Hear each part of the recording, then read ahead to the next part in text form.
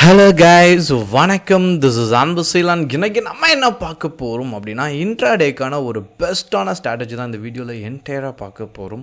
பிகினராக இருக்கிறீங்க அப்படின்னா இந்த வீடியோ ஸ்கிப் பண்ணாமல் முழுமையாக பாருங்கள்.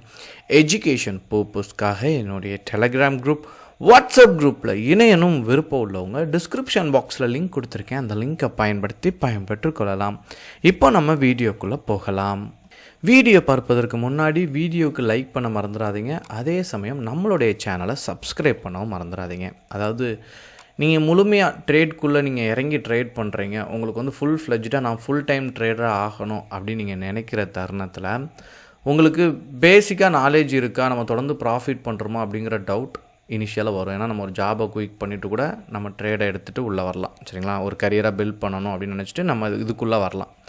இந்த சூழலில் நீங்கள் செக் பண்ண வேண்டியது என்ன அப்படின்னா, ட்ரேட் எடுக்கும்போது மேஜராக உங்களுக்கு ஃபெயிலியர் இருக்குது அப்படின்னா ஃபர்ஸ்ட் நீங்கள் என்ன பண்ணணும் அப்படின்னா, அந்த ஃபெயிலியரை கம்மி பண்ணணும். அதாவது நிறையா ஃபெயிலியர் ஆகுது, அப்புறம் கம்மியாக ஃபெயிலியர் ஆகுது, அப்புறம் ஃபெயிலியரே ஆகலை, அப்புறம் ப்ராஃபிட்டை மேக் பண்ணுறோம். இந்த சூழலில் வந்தால் அது கரெக்டு.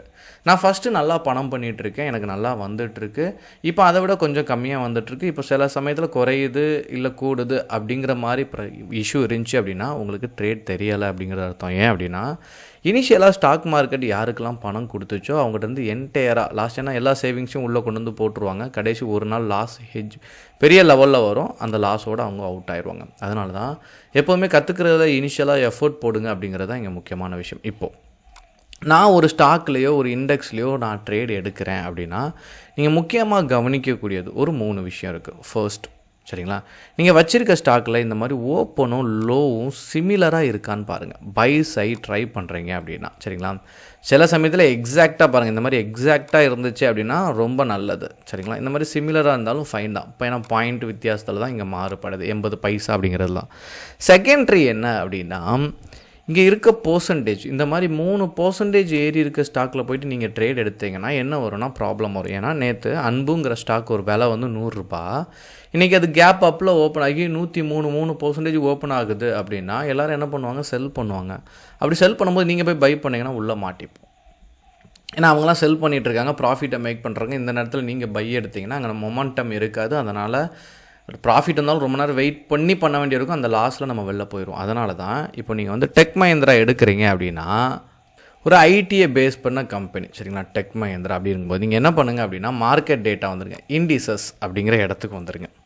இதில் வந்த உடனே நீங்கள் பார்க்கக்கூடியது இப்போ டெக் மஹிந்திரா அப்படின்னா எந்த செக்டார் அப்படிங்கிறது தெரியும். இப்போ நிஃப்டி ஐடி அப்படின்னா இங்கே இடத்துல இருக்கா டெக் மஹிந்திரா. இப்போ நீங்கள் என்ன பண்ணுங்கள் அப்படின்னா இதனுடைய சார்ட் எடுங்க. அதாவது டெக் மஹிந்திராவோட சார்ட்டும் ரொம்ப முக்கியம்தான், சரிங்களா, நிஃப்டி ஐடியோட சார்ட்டும் ரொம்ப முக்கியம். இப்போது இதில் வீக்லி டைம் ஃப்ரேம் போடுங்க, சரிங்களா.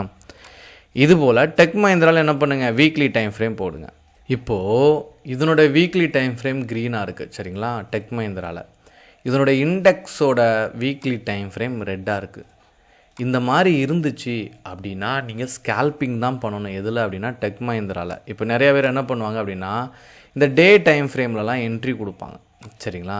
இதிலலாம் இந்த மாதிரி விக் அதிகமாக வர்றதுக்கு காரணமும் இந்த மாதிரி கீழே லோவை பிரேக் பண்ணும்போது விக் அதிகமாக, ஏன்னா பையர் வந்தால் திரும்ப அகைன் என்ன ஆயிடுவாங்க, செல்லர் கீழே போயிருக்கு திரும்ப பையர் உள்ள வந்துட்டாங்க, பையர் மேலே போயிருக்கு திரும்ப செல்லர் உள்ள வந்து இந்த மாதிரி ஃப்ளக்ஷுவேட் ஆகும். இந்த மாதிரி வெயிட் பண்ணி நம்மளால் ட்ரேட் பண்ண முடியாது. ஏன்னா இண்டெக்ஸோட சப்போர்ட் இல்லை, இண்டெக்ஸ் நெகட்டிவில் இருக்குது, சரிங்களா. அந்த பர்டிகுலர் ஸ்டாக் பெர்ஃபார்ம் பண்ணுது. இந்த மாதிரி சூழல் இருந்தாலும் ஸ்கேல்பிங் பண்ணணும்.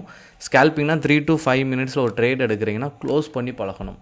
இல்லை அப்படின்னா நீங்கள் ரொம்ப நேரம் வெயிட் பண்ணிங்கன்னா இந்த மாதிரி தான் ஒரு சரிவில் போய் நம்ம மாட்டிப்போம். இப்போது இதில் நீங்கள் பார்க்கும்போது, சரிங்களா, இந்த வீக்கும் நிஃப்டி ஐட்டில் இந்த வீக் பார்த்து க்ரீனாக இருக்குது, சரிங்களா, இந்த வீக் ரெட்டாக இருக்குது, கொலாப்ஸாக இருக்கும். இந்த வீக் க்ரீனாக இருக்குது, தேர்ட் வீக் இண்டெக்ஸில் தேர்ட் வீக் நல்லா இருக்குது அப்படின்னா இதை மட்டும் செக் பண்ணிங்கன்னா இதில் நல்ல ப்ராஃபிட் இருக்கும், சரிங்களா. நீங்கள் உள்ளே வந்து பார்த்துட்டீங்க அப்படின்னா, ஏன்னா அந்த செக்டார் சப்போர்ட் பண்ணும்போது, சரிங்களா, இந்த மாதிரி டே டைம் ஃப்ரேம்லாம் பிரேக் அவுட் ஆகுதுன்னா நல்ல ப்ராஃபிட்டை மேக் பண்ண முடியும், சூழல் ஏற்படும், சரிங்களா. இதனால தான் செக்டார் சப்போர்ட் இருக்கா அப்படிங்கிறத செக் பண்ணி அந்த பர்டிகுலர் ஸ்டாக்கில் நீங்கள் ட்ரேட் பண்ணும்போது தொடர்ந்து ப்ராஃபிட்டை மேக் பண்ணலாம். இது சின்ன விஷயமாக தான் இருக்கும், பட் நல்லா ட்ரேட் எடுக்கிறவங்களுக்கு இது ஒரு நல்ல அனுபவமாக கூட இருக்கும். என்ன டவுட் இருந்தாலும் கண்டிப்பாக கமெண்ட் பண்ண மறந்துடாதீங்க. Okay guys, thank you so much for வாட்சிங் this video. Ta-ta, bye bye, see you.